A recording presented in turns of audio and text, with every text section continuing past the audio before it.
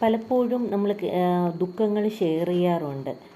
ഒരു കണക്കിന് ദുഃഖങ്ങൾ ഷെയർ ചെയ്യാതിരിക്കുക. കാരണം നമ്മൾ ഒരാളോട് ഒരു ദിവസം നമ്മുടെ വിഷമം പറയും, 2 ദിവസം പറയും, 3-ാമത്തെ ദിവസം അവർക്ക് തന്നെ നമ്മളെ കാണുമ്പോൾ നമ്മളോട് പറയാനും വയ്യ, പറയാതിരിക്കാനും. നമ്മളൊരു ഏത് നേരവും ഒരു നെഗറ്റീവ് എനർജി, ദുഃഖം പറയുന്നവരെ ഒരു നെഗറ്റീവ് ഫീലിങ്ങിലാണ് കാണുന്നത്. അപ്പോൾ നമ്മുടെ ദുഃഖം നമ്മുടെ മാത്രമാണ്. ചിലപ്പോൾ നമ്മൾ അതിൻ്റെ ഇൻറ്റൻസിറ്റി കൊണ്ട് നമ്മൾ അതൊന്ന് കുറയാൻ വേണ്ടി നമ്മൾ മറ്റുള്ളവരോട് പറയുന്നതായിരിക്കും. പക്ഷേ ദുഃഖം കേൾക്കാൻ ആർക്കും അത്ര ഉള്ളതല്ല. സന്തോഷമാണെങ്കിൽ നമുക്ക് എല്ലാവരോടും പറയാം, എല്ലാവർക്കും സന്തോഷമാണ്. ദുഃഖം പറയുമ്പോൾ അത് 1-2 പ്രാവശ്യം കേൾക്കുമ്പോൾ അവർക്കും കൂടെ എൻ്റെ ഒരു നെഗറ്റീവ് ഫീലിംഗ് ആവും. ലാസ്റ്റിൽ നമ്മൾ വെറും കോമാളികളാകുന്ന പോലെ ആയിപ്പോവും.